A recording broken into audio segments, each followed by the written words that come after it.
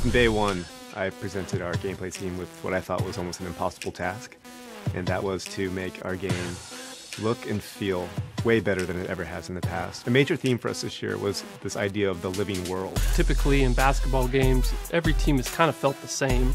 You know, you get some signature moves, some players here and there, but overall teams have felt the same. We wanted everything on the court, from the way the fans react to you, the coaches, the player intelligence, everything to be part of this environment that was smart. The system is dynamically changing and evolving constantly. All 30 coaches now have their own mindset. If you look at the finals last year, you saw how the Warriors and the Cavs were constantly readjusting to each other. You saw Delhi step up and play starter minutes, and you also saw how the Warriors went small ball and how successful that was for them. Basketball is a game of situations. The way players react to you as they see schemes on the floor.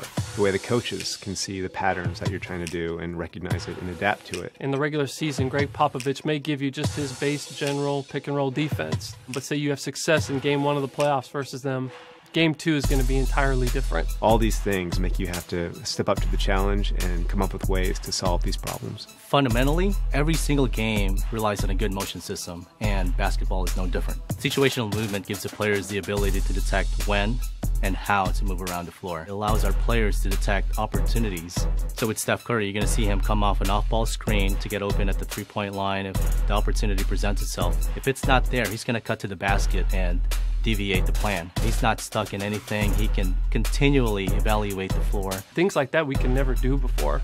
And now with this new system, we can do those things. We really feel like the X's and O's of NBA basketball have never been replicated this true to form ever before. All player-to-player collisions between the ball handler and the on-ball defender is all driven by physics now. So a guy like LeBron, who's kind of like a tank, can just plow through the smaller defenders. The collisions feel a lot more visceral, and you never feel locked into an animation. We've also expanded our signature size-up functionality. So now every player has up to 4 size-ups they can do in any direction, and they look and feel beautiful. Post this year was completely rewritten from the ground up. The guys did a phenomenal job of just making it feel a lot more free.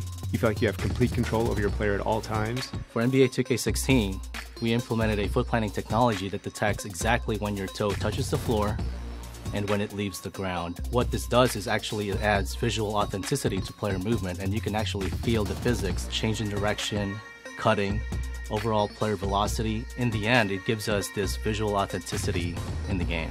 And on the sticks, now we have 3 dedicated pass buttons that give you instant access to any pass type you'd want to throw. So bounce passes, flashy passes, lobs, alley-oops. This is easily the best looking, the best feeling, and the most realistic 2K basketball we've ever made.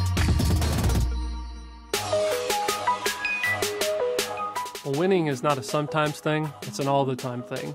So this year, we had to top what we did last year. NBA 2K16 is going to be the smartest game of basketball we've ever made. It's going to have the most realistic physics you've ever seen in a basketball game. It's going to have storylines from game to game that change all the time.